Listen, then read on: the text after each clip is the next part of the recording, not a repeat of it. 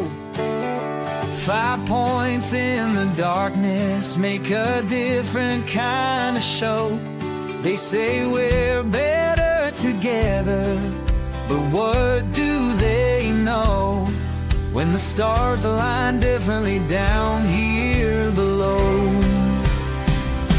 And maybe we'll rise when we cut all the ties.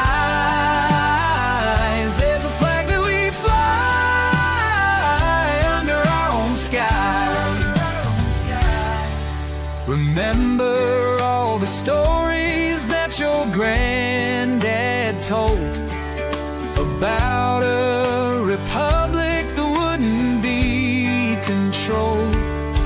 Now the suits in the city say we've all been sold, but there's a fire burning that just won't get old. And maybe we'll rise when we cut all the ties. There's a flag that we fly under our own sky.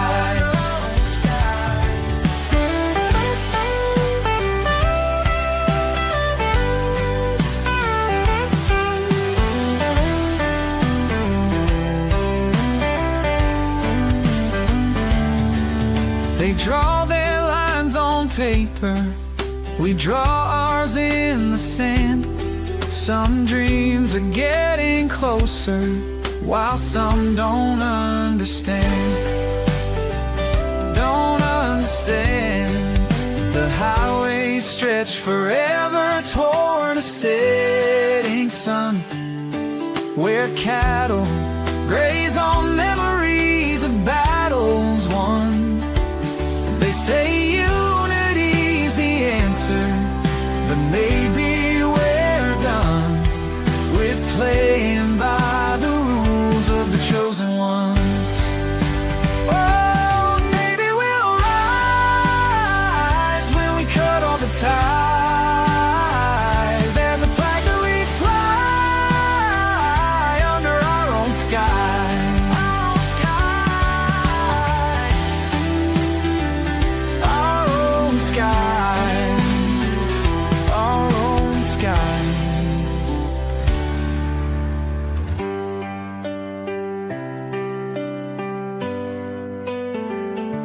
And maybe we'll rise when we cut all the ties. There's a flag that we fly under our own sky. Our own sky.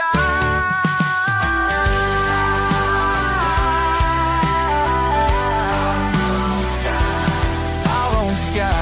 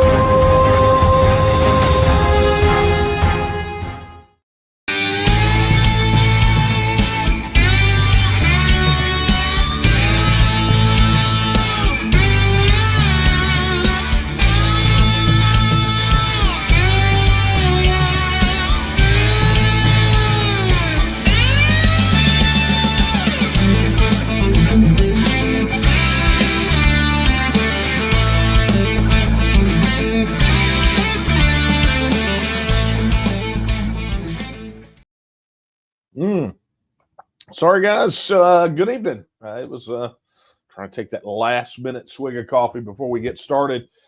I guess we've started, right? Anyway, wow. So glad you could join me tonight. We've got a very, I think it's maybe Providence that this particular episode, if you want to call them episodes of Late Night Coffee Talk, falls on Line in the Sand Day. And so I suspect we're going to talk a good bit about that tonight because it is to me, one of the defining days on the Texan calendar, and we can talk about that. There's look, if you got any questions about sort of this time of year and how it interrelates with the TNM, go ahead and throw them in the chat. But I get ahead of myself. A quick reminder, let's get things started off right. For those of you joining us for the first time, I'm Daniel Miller, president of the Texas Nationalist Movement, and this is Late Night Coffee Talk. This is that time once a week where I take a break out of doing work to advance the cause of Texas independence, to secure Texas independence. I fire up the camera and the microphone, and I open myself up to your questions. On occasion, I have things I want to talk about, but more often than not, it is you and only you that drives the conversation for these. And you can do that in the following ways. You can, if you're watching on YouTube, you can post your question in the chat. Be sure to like, subscribe, and hit the notification bell while you're there. And if you are so inclined, please drop us a super chat. Your contributions are greatly appreciated. So you can drop your question in there. Additionally, you can, if you're watching us on Facebook, you can like and comment and put your question in the comments, and boom, it shows up over here. So that's another way to do it. Additionally, if you're watching us on X, formerly known as Twitter, I cannot wait until I don't have to append that to every time I say X as the platform. But if you're over there, be sure to drop your questions in the chat there as well. And of course, we're streaming on Rumble tonight. We don't have a way to monitor chat. I'm sure it's coming at some point, but it's not tonight. So if you are watching on Rumble or you want to just drop your question, you can email it to that address right there, coffeetalk@thetnm.org. If you didn't catch it, it's Coffee Talk, all one word, at thetnm.org. And they pop over here, and I have a tendency to alternate between what comes in via the various chats on the platforms and your submitted questions via email. So I'm going to tell you, it is March. It's March the 5th.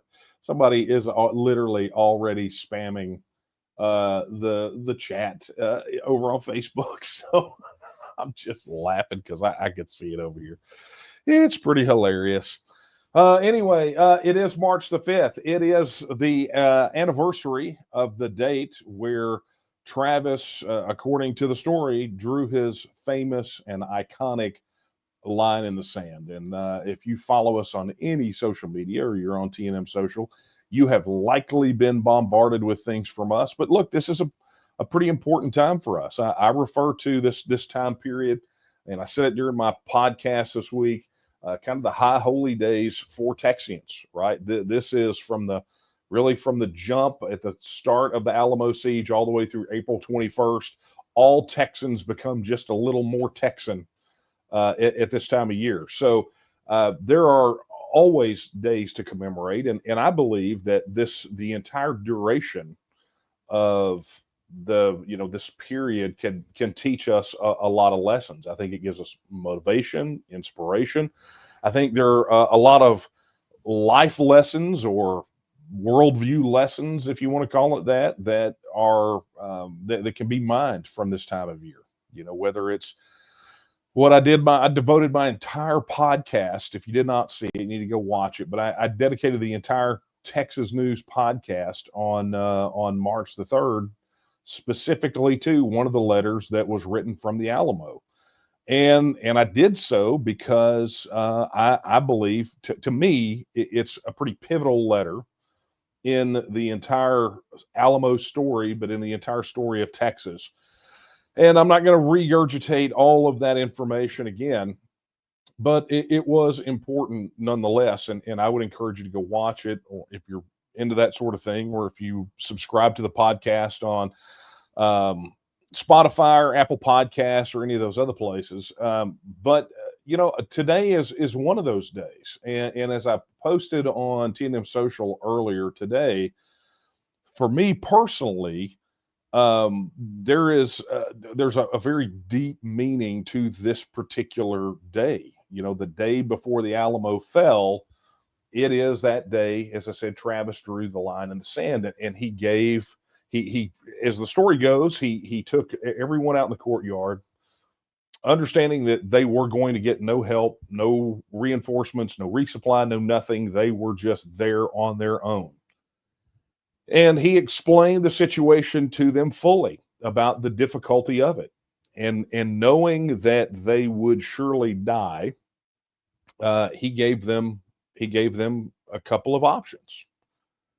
One was to go over the wall and flee, right? They could probably sneak out beyond through the Mexican lines because they were able to get couriers out, but he gave them that opportunity to slip out. Or the other option was to do what he was going to do, which was stay and do his duty and give his life up until death in the defense of the garrison. And as you find out, if you watch or listen to the podcast about March the 3rd, that what he had committed himself to was to live unto death for the cause of Texas independence. And he gave them the options. And then as the story goes, he pulled out his sword and he drew a line in the sand and said those that would stay, and asked those that if they would stay and do their duty to cross that line in the sand and join him on that side. And as the story goes, everyone crossed. Even Jim Bowie, who was essentially bedridden, was on a cot or a stretcher, and told men to carry him across the line. Now, the legend also says that that someone did escape over the wall. His name is Moses Rose, and we'll be talking more about him tonight because Moses Rose is, to me, the epitome of the quitter, and the difference, the contrast between how Moses Rose is remembered versus how the Alamo heroes are remembered, I think is quite telling for us. But actually, I have pictures tonight for that when we get ready to talk about it. But for me tonight, it is such a big deal, right? I mean, today, this day, because it really exemplifies one of those few moments where in your life you're given a true binary choice, path A or path B. So many things in our lives and in our world today are so complex. And, there's not just two choices, there's 50, and sometimes you just don't know which way to go. And I think it's proof positive that when you're put in a situation like that, where you're given a binary choice where the consequences are so high that it really tests your character, right? If you have 50, 60 different choices on which way to go, you have a tendency, you can kind of justify just about any position. But it's really when you get down to those binary choices in life that I think the true test of someone's character, especially when, like I said, the cost for each path is so high. And some people may take exception to that, right? The characterization that the costs were equally high on both sides. But to those people, honor meant something, right? Standing up for principles meant something. And so if one path is death and then the other is, having to sacrifice your honor and your principles, that for them, that was sort of an equal thing. And many of those people, I mean, I'm not going to say they were equal because they each had to measure, but you understand that they were sort of equivalents here, right? They had to make a choice: live without honor and sacrificing your principles and everything you have said you believe in, versus standing up for those principles unto death.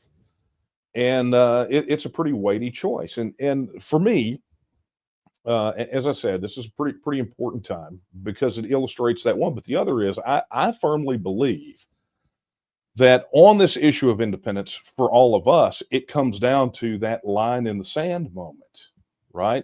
And I think it's almost a daily choice that we have to make. I know it is for me. I believe that we make that choice daily to sacrifice ourselves for this greater cause, this cause of independence and liberty, or to, I guess you could say, proverbially go over the wall and in the hopes that, we will outlast whatever calamity is coming down the pike to live out our lives, right? I mean, I really think it gets down to that. And without a doubt, it's a lot of times a very tough choice to make, but it's one that you have to make almost every day when you roll out of the rack and put your feet on the floor.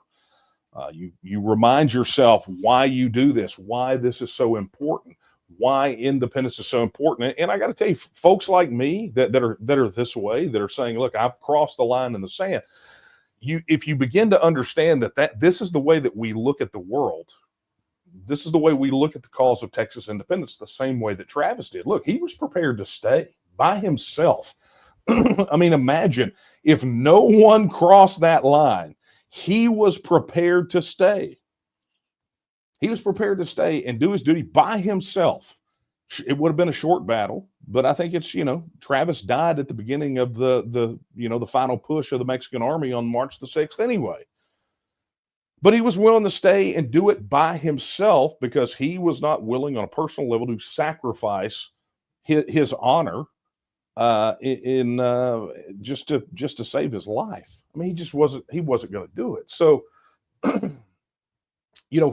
so for those of us who look at the cause of Texas independence in this way, it's very difficult for people outside of that to understand how that is. How do you look at it that way? Well, all we're doing is we're emulating the people who gave everything they could to create the republic in the first place, right? So if you denigrate us, you're denigrating the memory of those people as well. Those people that carved an empire out of a wilderness, who defeated the Napoleon of the West. Now, you cannot denigrate what we do and the way that we look at the world, and yet continue to say that you honor the sacrifice that they made. And so it's why we kind of cock a little bit of an eyebrow when you've got, people who wash out and tap out, quit, and, they want to do the Texas independence hokey pokey. Well, I'm cool with it today, but I'm not cool with it tomorrow. Yeah, we look at them because we're looking at them as though they are the same kind of people as Moses Rose. That snuck out, that didn't cross that line in the sand. We're looking for people that are going to stick this thing through. I've said this statistic time and time again, that from the time of the start of the Texas Revolution to the victory at San Jacinto, a full 60% of the people that had joined the Texian army washed out. I don't mean they were casualties of war, right? I mean they just simply left. They skedaddled. Right.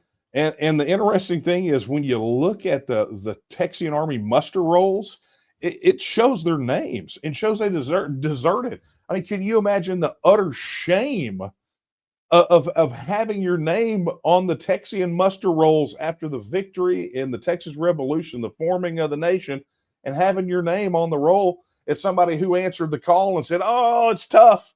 I can't believe you want me to do you want me to carry a rifle? You want me to camp outside?" I mean, can you imagine the absolute utter shame that one would experience if their name were on those muster rolls and next to it basically said deserted? I mean, wow.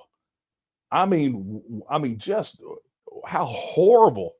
Those are the kind of people in your family tree that you don't really talk about, right? When you tell us about great grandpappy, well, yeah, we really don't know a lot about him.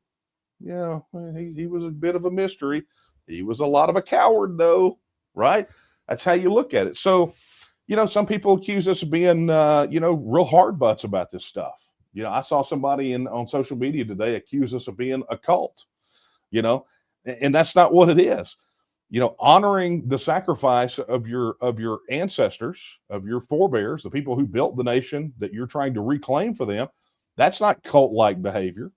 That's just being honoring and holding others to account. It's about accountability. I mean, how could we look at future generations who are, they're going to, I say this, and I hate to be repetitive, and some of you have heard this before, but I mean, don't you just absolutely despise it when you think that history is not going to record Future historians are not going to record a victory for us. Like, can you imagine if a future historian goes, well, they just kind of let it happen. Yeah, Texas was a thing. It's a footnote. Now it's not. It's been absorbed into whatever. Doesn't really exist. I mean, can you imagine just how much, if you were to jump in a time machine and jump forward in time and see that in a history book, just how sick you would feel? Just absolutely how sick you would feel about that. It would devastate me. It would devastate me. But I'm gonna work so that future generations will remember what we do here, and they'll do so in a free, independent, self-governing, independent nation. That's what I'm going to do. So anyway, look, I will just show you a phenomenal, here's the contrast. I mean, I want you to think about this, right? So when we think about honoring the Alamo defenders, right? We, in the TNM, once a month, second Saturday of every month, we go lay a wreath at the door of the Alamo Chapel. And our guys walk right past this, the cenotaph, the empty tomb with the names chiseled on there of the Alamo defenders, those who were martyrs that gave their lives in the cause of Texas independence. And they're honored. Sure, there's oblivious tourists that walk through there. And sure, the people of the city of San Antonio, the officials there have done everything they can to minimize this over the past couple of generations, but thousands of people flock to that site to honor the sacrifice those people made. Now imagine if you were this poor sucker right here, Mr. Go Over the Wall, right?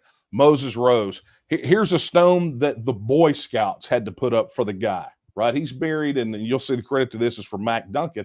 He was over there. He was told that this is where Moses Rose was buried, and so he went over there and he snapped a picture and sent it to me. Just to show, there the guy is. I'm not going to tell you what I told Mac. That's between you and I. I have some questions for him. But you understand that this is the difference. I mean, this guy was effectively unremarked, right? He was just effectively only known as sort of a legend, right? Somebody that we kind of think about and go, ha ha. But I mean, can you imagine this poor sucker? That the Boy Scouts, you can see I think it looks like the little Boy Scout logo down there. I can't tell. Maybe it's the, state of Louisiana. I have no clue. But this guy's buried in Louisiana, and they had the gall to put on his headstone, Soldier of the Alamo. Well, granted, he stayed for some days for the duration of the siege, right? Which meant that he underwent. But at the end of the day, at crunch time, when it really mattered, he tucked tail and he ran. And now he has some charity stone put up by the Boy Scouts versus the cenotaph at the Alamo battlefield, and having the cry of remember the Alamo on the lips of the Texian army as they crossed the field at San Jacinto and won our independence and defeated the Mexican army. What a contrast, right? I'm telling you, I will never be Moses Rose. That's not me at all. And here's the deal. I'm not in it for a fancy headstone. I don't care if I am unremarked, as long as we win. As long as we win and we restore Texas independence, and that is the gift I can hand to my children and their children and on and on and on. I don't care what you guys do with me. I don't care if there's a headstone, a reminder. I don't care about any of that. That stuff is completely irrelevant to me. What is relevant is that we honor the sacrifice those people made and that we win. And for that to happen, it's important for each of us to commemorate this day as it is, that line in the sand day, that day that we make our decision, so that we commit not once a year, but every single solitary day to crossing that line in the sand and making that decision. Some people are going to say, man, that's just too hard. Well, tough. There is not a single thing that you are going to endure in this that hasn't been endured by those people that defended the Alamo, or the people that marched in the Texian army, or those that were slaughtered at Goliad, or those that hoisted the come and take it flag. There's not a single thing that you're going to be exposed to that's going to be any worse than what they had to deal with. In fact, it would be infinitely better. Those people in that day wish it was as easy as it is right now. They wish it was as easy, right? But remember, every single day, treat it like March the 5th. Treat it like your line in the sand day. You know, I refer to August 24th, 1996 as my line in the sand day. That was my day of decision. What was your day of decision? What was your initial day of decision? And then each day, do you recommit to that decision? Or does it just get too tough, too hard? Oh, you mean you want me to check my email? Oh, you don't have to endure what they had to endure. And you should thank the Almighty for that. But at the end of the day, when you make your decision, that means you got to get to the wall and do your duty. You have to go out there and fight the fight. It's not enough just to cross the line in the sand and have the camaraderie and everything else that goes along with it and the feel goods at the time. That means that you have to endure until the end, till we win, or until, as I say often, till the grave digger pat you in the face with a shovel, whichever comes first. That's what winning looks like. All right. Well, let's get to some questions.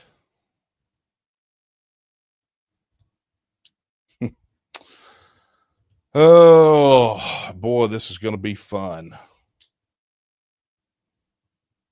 Okay. Let's start in the chat here. This is from the Crunch Bite. Are you looking forward to a day where idiots like Al Green no longer have any relevance, Daniel? Yes. Yes. And any of you who don't know, Al Green is the congressman from Houston that got kicked out of the Trump's joint session of Congress last night. And it's Al Green. Al Green's going Al Green. It's what he does. And, you know, he's like cut from that same cloth as the Sheila Jackson Lees of the world and some of these other nitwits, Jasmine Crockett, some of these others. You know, just, they're poor representatives of Texas. They perhaps represent their constituencies. I mean, I don't know. Somebody elected them. Somebody voted for them. But at the end of the day, I'm definitely looking forward to where I don't have to worry about anything federal, right? You don't like your congressman, then you should definitely support Texas independence because bonk, and then look, don't at me over the Texas House. We'll have that conversation as well. But you know, I'm definitely looking forward to not having to think about a single thing related to the federal government ever again. All right, let's take one from email.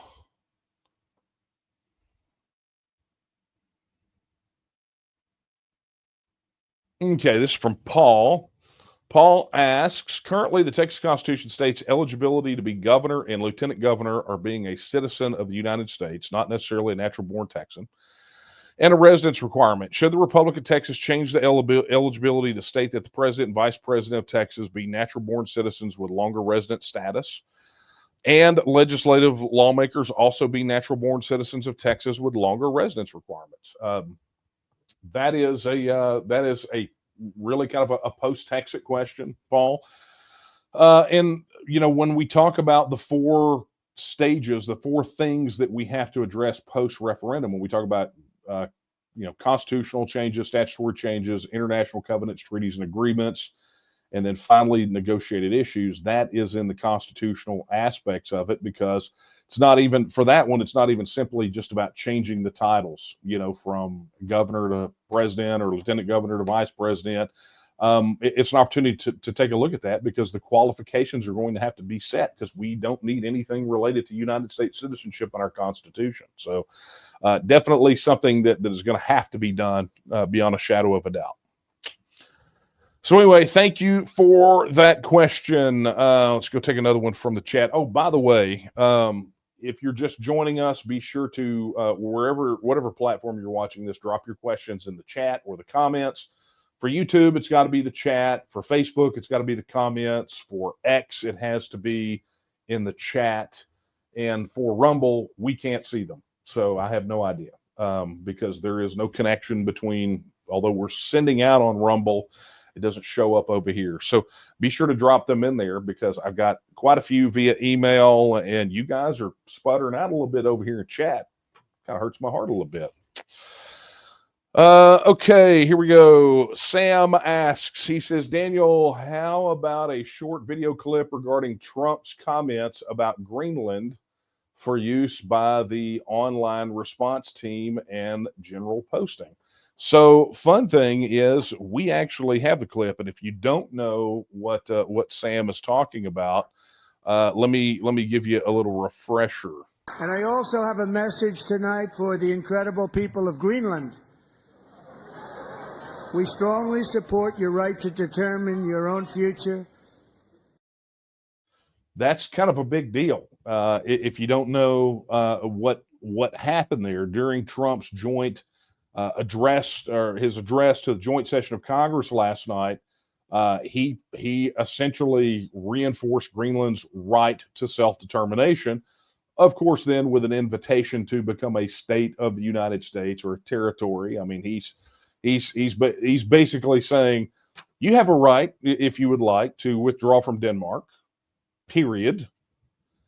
And while you're at it, you have if you would like to join us, the invitation is there, right?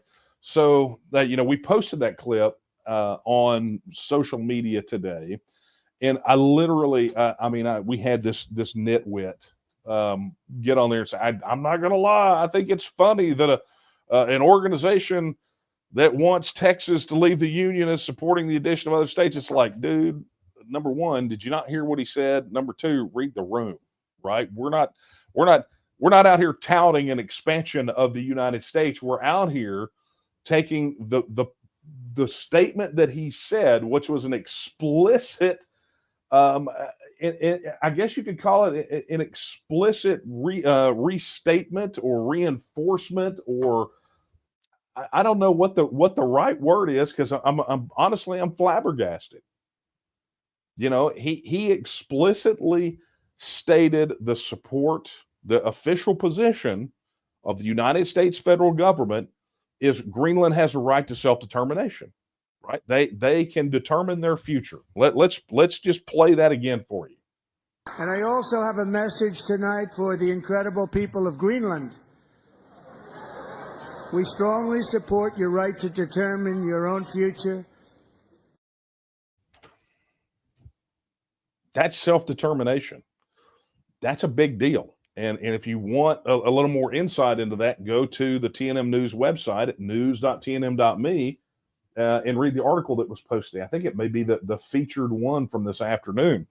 But that has a lot of implications for us. But to your point, Sam, we'll make sure and get that video posted for the online response corps, and you guys can do it. We've already posted. If you go look on all of the major social media channels, we've got that. So feel free to go share that post all over the place. But we'll get something in y'all's group on the on TNM Social. Anyway, thank you for that question, Sam. Okay, Chris says, after seeing the premier of Ontario threaten to shut off power to 1.5 million Americans across the border, do you think Texans will start to understand why we don't want to tie into the U.S. national grid? Do I think they'll see? I don't know. We posted on social media about that yesterday, and some of the comments that we got were frankly pretty stupid. I mean, I can't look. I said it on social. Sometimes reading the comments on these things is like watching a monkey hump a football. I mean, it's just it is both horrifying and silly and funny at the same time, right? So some of these people, it's like, some of the comments, obviously a lot of the comments, people understood what we're saying here, which is, guys, this is why we have to fight really hard to not tie into the U.S. grid. We are sort of already tied in, but we don't want to entangle ourselves any deeper which is what some of those people were proposing back, a little over a year ago. I think former State Representative Lynn Stuckey was one of the people advocating for that sort of thing. Effectively, his position on it was no different than AOC's position. And what they always want to do is they want to, pound the crap out of us about Snowpocalypse 2021, right? Think about how long ago that was. And how we had problems there. And I'm not going to go rehash this, practically a 4-year-old argument over this nonsense. But the point here is that they just don't understand how it works. So, we literally had people comment on that, us talking about Doug Ford's threat, saying, because we had some high winds. Well, the power's out, and where I'm at right now. And I'm like, well, maybe you ought to stay off of Twitter and keep your phone on a battery, right?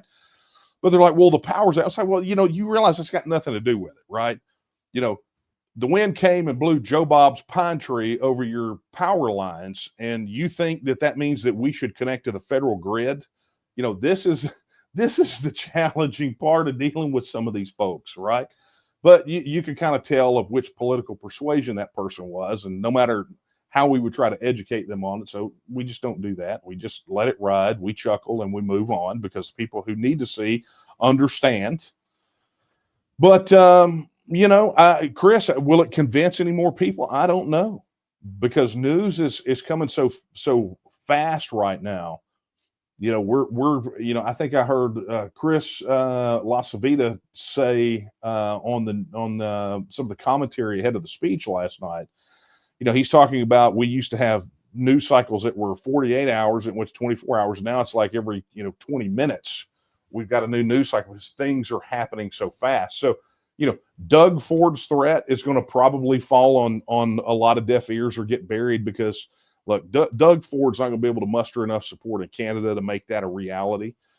We're talking about the same Doug Ford who got up there and defended his brother Rob Ford. I don't know if you guys remember him or not, but he was mayor of Toronto, and he got caught smoking crack. And I mean, it was just, do yourself a favor if you don't know who Rob Ford is, and go look on YouTube for Rob Ford's greatest moments, and you will understand. And in one of those moments, you will see Doug Ford standing beside his brother, talking about how it was all a undemocratic coup against a democratically elected mayor, and it's like, your brother totally smoked crack on video and then lied about it and tried to cover it up and all this crazy. I mean, Rob Ford was a character, and frankly, Rob Ford was far more entertaining than Doug Ford. Doug Ford has got he's got the charisma. I think, like Farage said of Van Rompuy, that he's got the charisma of a damp rag and a low-ranked bank clerk. So, I mean, but anyway, do I think it'll help? I have no idea. Okay, let's take a look at this one. Okay, this is from Andrea. This came in via email. Andrea says, it's comments, not a question. Says, it seems to me if Texans were aware of the total cluster that the Texas House is now, people would be screaming for TEXIT. I wonder which is worse, the state of the federal House or the Texas House. We really need to get this done. Andrea, I agree with you. I mean, I'm going to tell you right now. So we had some folks up at the Capitol. Your executive vice president, your chief of staff made a trip to the Capitol to follow up on conversations that we've been having with some of our allies, some of our Texas First Pledge signers. And I'm going to tell you, not just from their visit, but from the conversations that I've had with our folks. I remember the days when Strauss was speaker, and things were not great. But in this particular legislature, it's as bad as I've ever seen it. I mean, it's as bad, if not worse. It's terrible. And so, we have no doubt, we could, we've got some bills that we can get behind. We've got no doubt that if we pick up the phone right now, we could get the referendum bill filed, but to what end? And that's really the question that we're having with these legislators. To what end? What good does it do us? While we could be, because the expectation would be for us to pile on the referendum bill everything we've got, where we've got some bills that do some things, that lock in some things for us to satisfy all those people who says, hey, we need to get more ready for independence. You've been heard. We've been working that and have been for quite some time to try to get us as close to independence as possible. But the expectation would be for us to pour on the gas on the referendum and suck all the oxygen out of those other things, and essentially have it die in the Texas House. And that's just stupid. I mean, that would just be stupid for us to do. And I will tell you, all of the advice that we're getting from the actual people on the ground in the Texas legislature right now is that we need to focus on those particular pieces of legislation that we can advance that will secure more independence for us, to get us ready for when we have the referendum, right? To put us even closer to independence. But in the meantime, we've got to seriously concentrate on knocking some of these obstructions out of the box. I mean, it's about as dysfunctional as you can get up there. I think the estimate is we're going to need probably about 10 or 20 more legislators in the House to make a big difference there. And so a lot of attention is being focused on the next election cycle right now, not just by us. I mean, this isn't just an assessment we're making, this is sort of the way that it's happening with a lot of things right now, because no one expects anything substantive to come out of the Texas legislature. I mean, they couldn't even get school choice right. I mean, that thing has got everybody divided right now. You got, issues of state sovereignty that have a pretty good chance of getting across, that set up some real sort of mechanisms for us on the independence front moving forward, that get us closer to being functionally and operationally self-governing and independent. And so, that's some of the calculus we're dealing with, Andrea. And it's not like you and I are having the conversation, having it with everybody, but just in the just to say that we agree, right? It's a mess. We need TEXIT now more than ever. Like literally before this happened, you've got the Supreme Court essentially kicking back, some of the Trump spending cuts, right? And then you've got the Trump administration asking for a continuing resolution on the budget that will essentially continue to fund those things that they're cutting and slicing and dicing right now. If anyone thinks that we all may, to a certain extent, love the fact that Trump is taking a wrecking ball to the federal system, but if anybody thinks any of these changes are permanent, man, oh man. I mean, I'm telling you, you probably got hit by that rug pull crypto coin from Hawk to a girl, right? I mean, that's just how it works. So we got to do everything we can to get ready. We've had a bit of a reprieve, and we have to deal with the situation as it's handed to us. And that's what we have to do more than ever. We have to be very prudent, and we have to be very committed, and we have to continue to move forward as quickly as we possibly can. Okay. That was heavy on the email, so I'm gonna take some more out of the chat.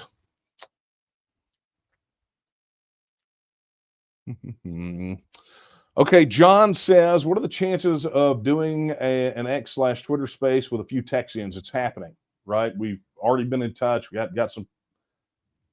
It's happening. It's in the planning. We'll let you know when it's going to take place, but that is going down. I can remember, I think they did one, the last time they did one on Texas, on TEXIT or Texas Secession or whatever it was. I think the thing went for like 24 hours or something. I mean, it was nuts. It went for a very long time. Insane. So yeah, that's happening, John. So everybody stay tuned for that. If you're not following us on X, make sure you guys do. John, I know you are, but be sure you're doing it. Everyone else as well. Okay. Okay, Dusty asks, why are non-Texans so against Texas being its own country? What do they care? They don't live here. Are they afraid of Texas being successful? I'll tell you, I don't know from... it's a good question, Dusty. I can't rationalize it. It doesn't make a lot of sense. From what I can tell, and this just kind of a in-the-moment assessment, they generally divide into a few camps. You've got the nostalgists, right, who can't envision their U.S. flag having less than 50 stars, even though it didn't have 50 stars until like the 1950s, right? So, you know, they act like it's always been this way, like it's carved in stone, right? So you got these nostalgists who can't bear to think of the United States as anything but the way that it currently is, and we all know that that's a fantasy. You've got the others that are American nationalists, right? Who, just like we're Texas nationalists, we believe Texas is a nation. They're American nationalists. They don't believe that Texas is anything but just a subsection or subregion of this American nation. And that's just how they are. They will never support any state withdrawing from the Union because they view it as a diminishment of the idea of the American nation. These are the ones that are pushing so hard for Canada to join they're calling for Canada to join the United States and Greenland to join the United States. They want it as big, as imperial as they possibly can get it. That's American nationalists, right? Which unfortunately they're the breed of nationalists that goes hand in hand with expansionists, and that's not generally a pretty situation, because I think that's what they accuse Vladimir Putin of being, right? Anyway, long story short, so you've got that category of them, and then you've got these other people that just are against it because they're against it. But most of the times they're progressives. They don't understand why they're against it. They just know they hate Texas, and if Texas wants to do something, they just want to hate it. So, you know, if Texans decided tomorrow to declare oxygen, you know, the official element of Texas, those people would hold their breath until they passed out, right? So just so they wouldn't have to use it. You know, maybe that's a tactic. Note to our ledge team: can you see if we can get a legislator to file a bill calling on oxygen to be declared the official element of Texas? Because I want to see if the neo-Marxists everywhere else will hold their breath until they pass out. That would be lovely. See, plans. Anyway, Dusty, I really don't know the answer to that. That is more appropriately a question for them. I would just say that maybe they're just some people about as sharp as a bowling ball. Maybe they're just not that bright. But again, isn't that why we want to not be a part of them? Right? We can't be governed by the same people. How are we going to be governed by a government where it's people like that elect people to force a bunch of policies on us that we don't want? I mean, is that what we want? I mean, do we want to still be in the same, political entity as them? I think not. Okay.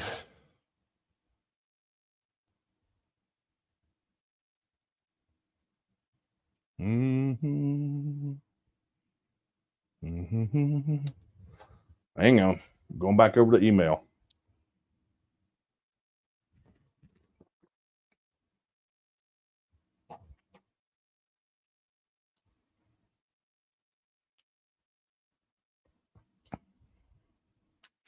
Yeah, this one's from Terry. This is an interesting question. And I'm just going to tell you, Terry, I'm not going to probably be able to dive into all of this tonight. But this is what it says. In his classic book, Human Scale, Kirkpatrick Sale argued that any population above 5 million was too large for effective representative government to take place. That's the population of my state of Alabama. So at more than 30 million people, wouldn't that population be better served if it were actually made up of about 6 totally independent states? There is growing talk now about how even many of the states are too big and need to undergo massive decentralization. Terry, thanks for the question. I know the book you're talking about, and I was introduced to Kirkpatrick Sale, oddly enough, through Dr. Thomas Naylor, who was a professor emeritus of economics at Duke University. He was the founder of the Second Vermont Republic. He basically went back to Vermont from Duke and said, I believe that Vermont should be an independent nation. And people thought he was absolutely nuts, right? But Dr. Naylor was one of the smartest guys on the issues of self-determination that I have ever met. I mean, he was just a phenomenal guy, and we literally had almost nothing in common other than sort of the basics. You know, we were both human males, you know, getting older, and you know, self-determination, and that's about it. I mean, you got to remember, his state is the one who elects Bernie Sanders as a senator. Although, interesting note, he despised Bernie Sanders, so it was really interesting. But anyway, Dr. Naylor is who introduced me to Kirkpatrick Sale, and Kirkpatrick. And I'm familiar with the book you're talking about, and I'm familiar with conceptually what he's talking about. It really is part of this debate at politics of scale, and I don't know that I would agree with Kirkpatrick Sale's assessment that, you know, the good number is 5 million. You know, I think that's debatable, and I think it's I don't think it's a number you can effectively set in stone. Okay. That being said, the question is about politics of scale, and how do you maintain political structures that represent that give people true representation in their institutions. In other words, how do you maintain a representative form of government, a constitutional republic, if the scale is too large? I believe that you can, but I also believe that you have to scale your institutions and scale your processes so that the people can be more represented. I think that the challenge comes when you have these populations that are more heterogeneous than homogeneous, right? So, or homogeneous. You have these populations that are effectively patchworks, hodgepodges. Then you get into this idea of civic nationalism versus what is effectively ethno-nationalism. That, like I said, that is a whole large debate. While I agree, sort of, right, kind of at the fundamental level, that politics is out of whack, representative government is out of whack, because politics of scale has not been represented. I don't know that I would agree with the finer points that Kirkpatrick Sale makes, especially the 5 million threshold. I don't know that I'm there yet. Could I be convinced? Maybe not, but I'm just not there yet. I don't think that's set in stone. I don't think I would call that a fundamental constant of the universe. So, but you know, respect to you and to Kirkpatrick Sale. I mean, you know, we need to all be talking more about these things. We're having that conversation in Texas right now surrounding the issues of the urban-rural divide in Texas, when 72% of the population is in about 30 to 35 counties. You know, that's where your elections are decided.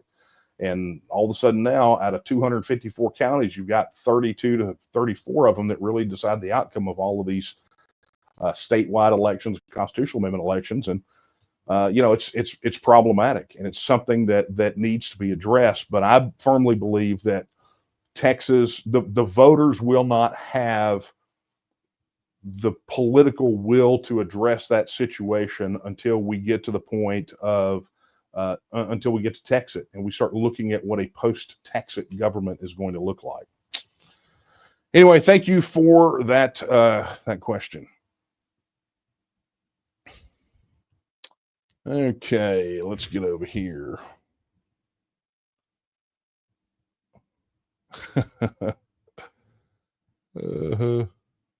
Yeah, Billy says the U.S. is already too big for good governance. Why would you want to add to that? It's kind of where I'm at. You know, this is, and I'm sure this is probably has to do with what we were talking about with Greenland earlier, but you know, or maybe even the American nationalists, right? I think it's kind of an interesting discussion to have. You know, it's like, well, okay, it's like the people in Alberta. You know, the people in Alberta are really, some of them are pushing really hard for Texas or for Alberta to leave Canada and become a state. And I'm like, guys, why? Why would you want to do that? I mean, you start looking at all of the things that we talk about. Like, you go to that question that I ask rooms all the time. You know, knowing everything you know about the federal government right now, would you vote to join? And invariably the answer is no. I mean, I have, occasionally one or two jokers that just want to, you know, have fun at my expense, want to say yes, but they're always drowned out by people who say no, I wouldn't join, and so I don't know that. I mean, I know they despise their relationship with Canada, but it's like I talk about with Scotland and, the Scottish National Party's insistence that Scottish independence be tied to rejoining the European Union. It's like, why would you fight to get your independence only to turn around and surrender it to somebody else? That was the thing about Catalonia, is they're like, hey, we want everyone to understand that this comes out, our referendum comes out on top. It's going to be stability. We're going to apply for membership in the EU. And it's like, guys, I mean, I get it, right? I understand what that debate is, and I understand about your relationship with the European Union, but why in the world would you want to free yourself from one entangling, this one political and economic entanglement, only to go over there and get entangled in another one? Why in the world would you surrender your sovereignty and your independence once you've gotten it? It makes no sense to me. So I'm kind of with you, Billy. Not kind of. I'm 100% with you. Why would anyone want to add to that?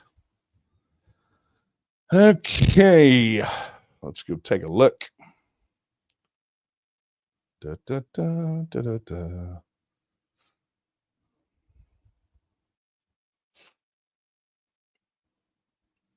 Okay, let's see what we got here. Have you seen how hard Abbott has been pushing school choice? I wonder who padded his pockets. I wish he were that passionate about Texas independence. That's what you need to tell him. Look, we're not going to do like Jeff Yass and give him like $6 million. I mean, he got the largest political contribution in Texas election history from a school choice advocate. Okay. And I'm not getting mixed up in that debate, other than to say that parents should be able to choose how they educate their children. And I'm also aware of how the Texas Constitution approaches the issue of education. It was Mirabou Lamar who said that education is the genius of democracy. Okay. Genius guardian of democracy. Almost left out a word. Mirabou Lamar, the guy who is inarguably the father of Texas nationalism, is more commonly referred to as the father of Texas education, because he believed that it was impossible for a populace to be ignorant and free, right? And I think we can all agree with that. I think we all can agree to a certain extent that the idea of public education in Texas, being able to provide that education, has gotten way out of hand. Right? It's morphed into its own system, which is what happens when systems are left to their own devices. And you can use it's for the kids as the mantra to basically get any amount of funding that you want.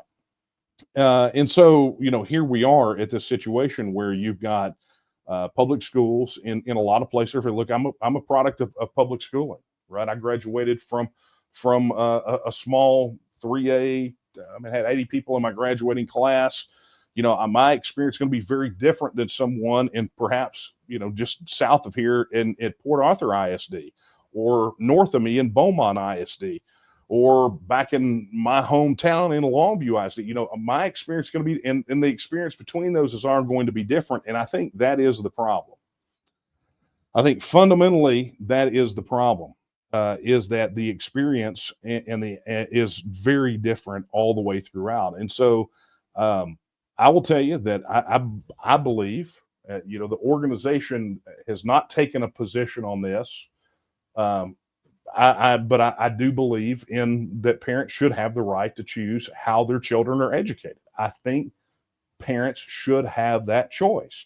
I think the government should stay out of that choice that parents have to educate their children.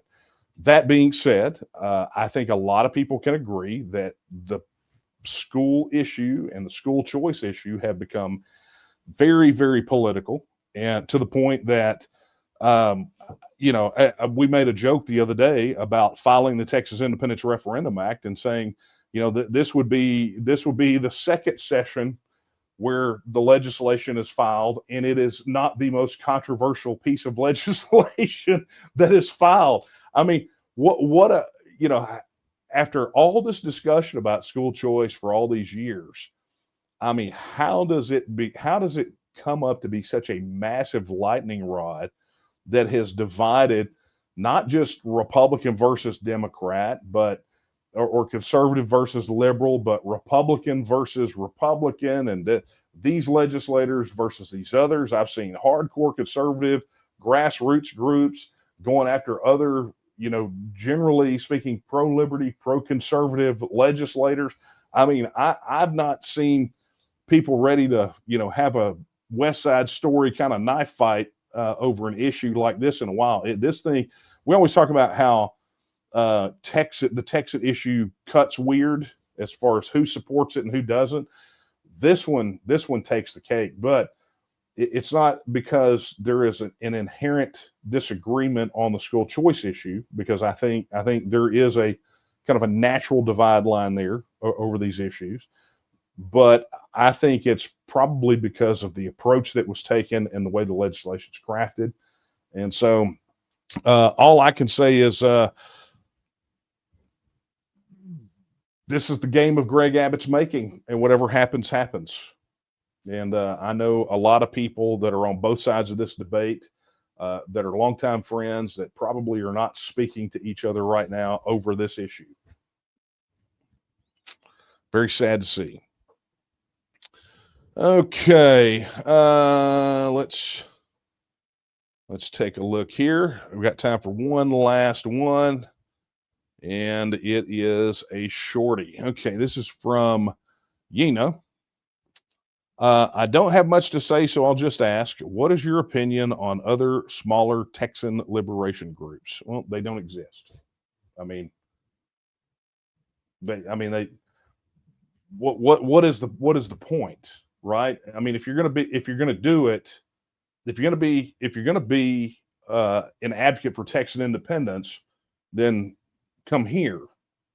We're the largest, right? I mean, we're it.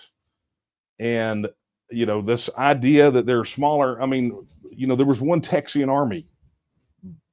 There was one Texian army. There was a Texian army.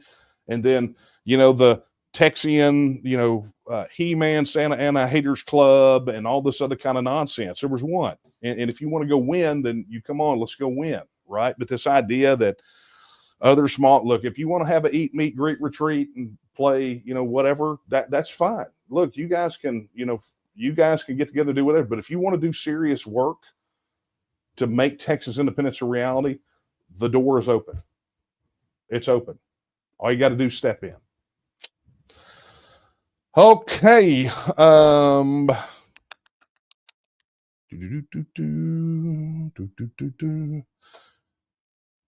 Yeah, man, oh man, you guys are very chatty tonight. I'm seeing lots of interesting comments, but unfortunately, my friends, we are out of time. Yeah, man, that hour goes by so fast, so fast. But alas, that is the way that it goes. I want to thank you guys so much for sending in your thoughtful questions and being here together tonight during the line in the sand day. It's I'm not going to reiterate everything I said at the very beginning, but it is a very important day, and it is for all of us, much like tomorrow is. Tomorrow is the anniversary of the fall of the Alamo. And, we'll obviously be posting some stuff. We won't be doing a live stream or anything. But I would ask each of you, if you haven't already, if what I said at the beginning resonated with you at all, make your decision, cross that line in the sand, and do so daily. But tomorrow, take time out and remember the sacrifice of those defenders of the Alamo. Remember, they gave their lives in the cause of Texas independence.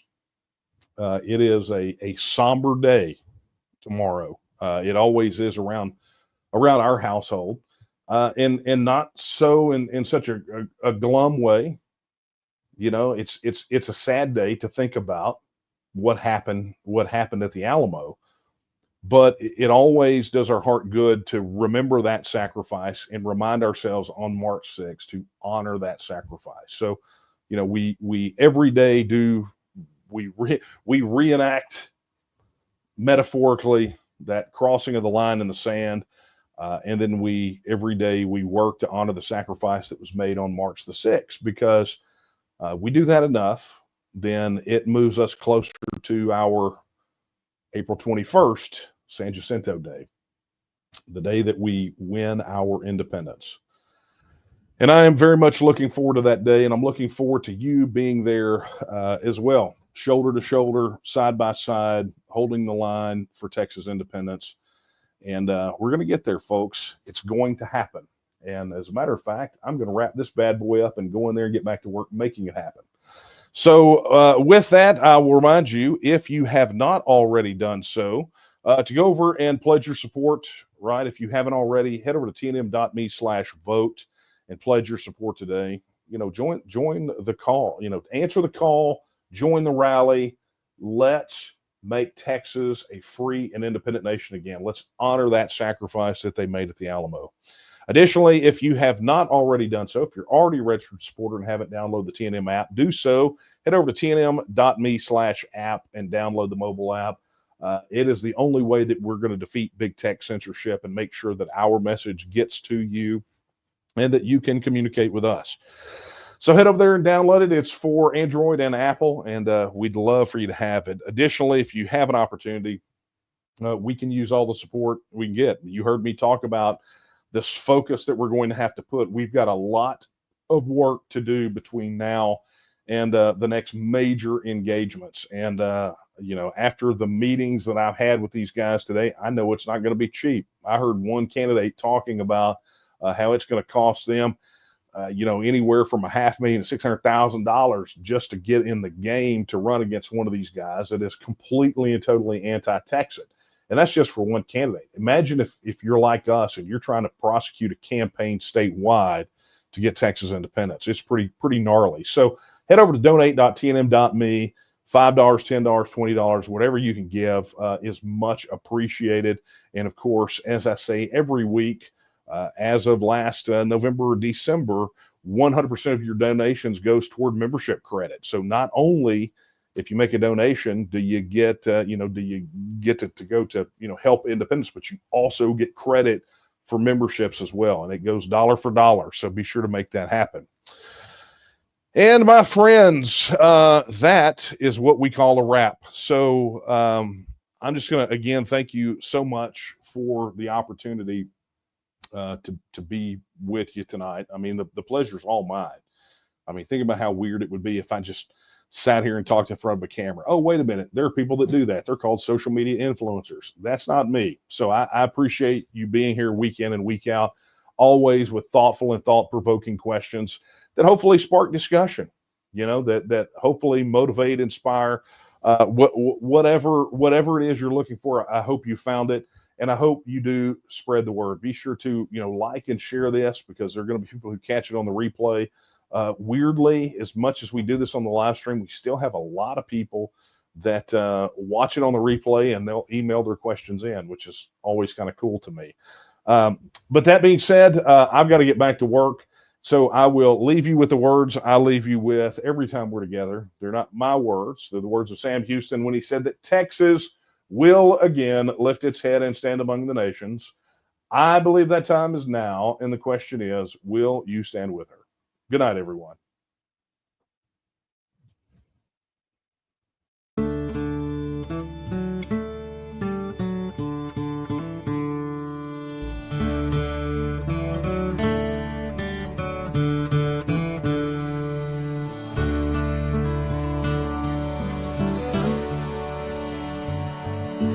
Texas, our Texas, all hail the mighty state.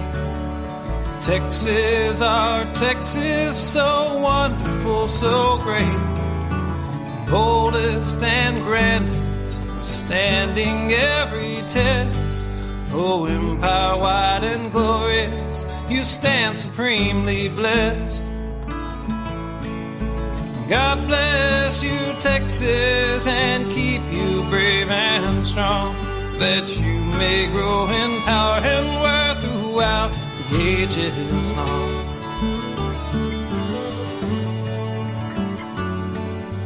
Texas, oh Texas, your freeborn single star sends out its radiance to nations near and far. Emblem of freedom, it sets our hearts aglow with thoughts of San Jacinto and glorious Alamo. God bless you, Texas, and keep you brave and strong, that you may grow in power and worth throughout the ages long.